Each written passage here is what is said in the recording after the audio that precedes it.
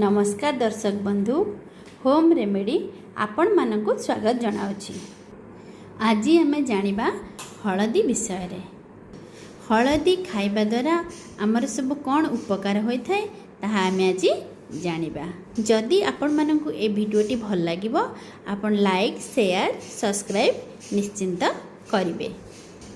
हलदी साधारणतः समस्ते जानि थांती हलदी गुंड बा कंचा हलदी केते परिमाण रे आ केउ समय रे आपण माने किपरि खाइबे। हलदी खाइबा द्वारा आमर कौन सब उपकार होई थाए।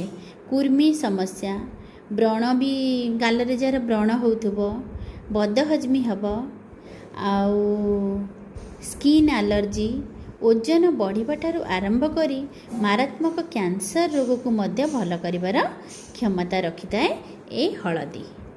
आपण माने जानि छथि कि हलदी शरीर रे जो सब हमर विषाक्त पदार्थ सब अछि ताको कोन करे बाहर को बाहर करिवार भी सहाय्य करि थाए।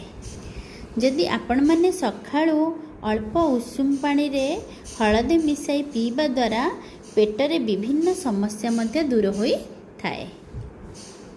जोठी हमर कटि जीव बा को जगह रे हमको जंत्रणा भली समस्या हेउथबो हलदी को जंत्रणा हेउथबा जगह रे लगाइबा द्वारा शरीर को कौन होता है आराम बा उपशम मिली थाए। प्रत्येक दिन जदि सकाळे खाली पेट रे हलदी आमे खाउछंती ता द्वारा कौन हुए कुर्मी समस्या मध्य दूर होई थाए। प्रत्येक दिन जदि आमे करिबा हलदी को जदि आमे पिला मानंकु जो क्षीर रे मिसई कि तांकु दउतबा मानसिक एवं शारीरिक सेटा कौन हुए अभिवृद्धि होई थाए। प्रत्येक दिन हलदी खाइबार गोटे नियम भी अच्छी आ केते आमे खाइबा। प्रत्येक दिन जदि वयस्क लोक मानक कथा आमे देखिबा से माने 5 रु 8 ग्राम एवं छोट पिला मानक जदि देखिबा से माने 2 रु 3 ग्राम हलदी खाइबा उचित।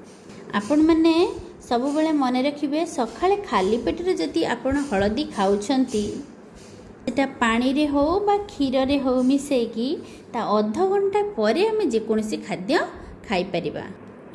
एहार स्वाद जो हलदी गुंड रे टिके सुंदर पानी रे हमें देले तार स्वाद टिके टेस्ट लागिबा पई सेथिरे हमें कोन करबा लेंबू रस किंबा महू को पानी रे टिके मिसेकी भी हमें खाई परिबा।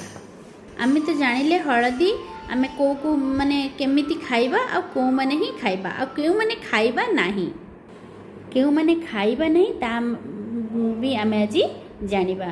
जो माने प्रेग्नेंट लेडी अछंती से माने खाइबे नहीं जार स्टोमक रे अल्सर एवं गॉल ब्लाडर स्टोन समस्या अछि से माने मध्य खाइ परिबे नाही।